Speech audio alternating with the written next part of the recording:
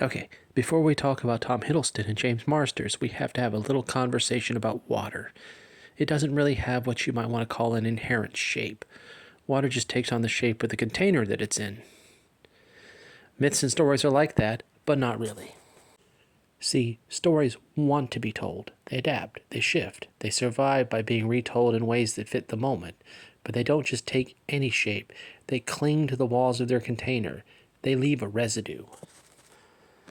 So when someone like Snorri Sturluson decides to write down a bunch of Old Norse poems and tales, he's not just preserving them, he's shaping them. He's deciding which parts matter, what goes in, what stays out, and when he's done, Norse mythology doesn't look like a wild oral tradition anymore. It looks like a Snorri story. And that brings us to our modern storytellers, like Tom Hiddleston and James Marsters, two actors who became containers for very different myths.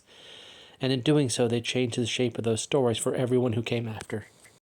So these containers, the Snorris and the storytellers and the actors, they don't just shape the myth, they also season it unintentionally. Maybe a little clay dust from that old jug, maybe a hint of whatever weird chemicals are in a 1970s plastic bottle. And yeah, that wouldn't be such a big deal if we could go back to the spring and scoop up a clean drink. But with Norse mythology, that spring is gone. No ancient Norse bard left us a backup copy. The closest thing we have is a cistern labeled Snorri Sturluson, and it's a good one. Stonework carefully carved, probably covered in runes, but it's not the original. So when we look at Loki, what we're really seeing isn't Loki himself, but Loki is filtered through Snorri, then Marvel, then Hiddleston, and that's where things start to get really interesting. Because just like Snorri reshaped the myth into something new, so did Tom Hiddleston. James Marsters is the voice of the Dresden File audiobooks, and he doubt about this was erased when John Glover read a single book, Ghost Story, and some fans lost their minds. And this brings us to actors, artists, and voice actors. Snorri might have changed what we think about Loki, but people like Tom Hiddleston did something more powerful. They changed how we think about Loki.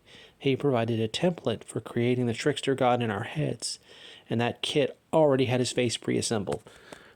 Snorri might have locked in some plot points. He gave Loki kids, a monster father resume, and a front row seat to the end of the world. But Hiddleston?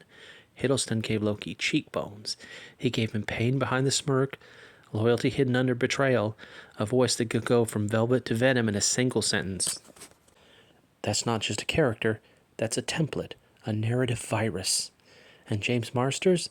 Same deal. He didn't just read Harry Dresden, he became the voice you hear when Dresden says something snarky and gets punched in the face for it. When Ghost Story dropped and the voice changed, fans weren't just annoyed. It was like someone had just rearranged the furniture inside their heads. And that's just what happens when the container is too good. It becomes the shape of the thing, sometimes permanently. And that's it for now. Thank you for tuning in to Tangent Theater. Join us next week when we ask, who owns our myths? Do they belong to us, or to the people who first imagined them?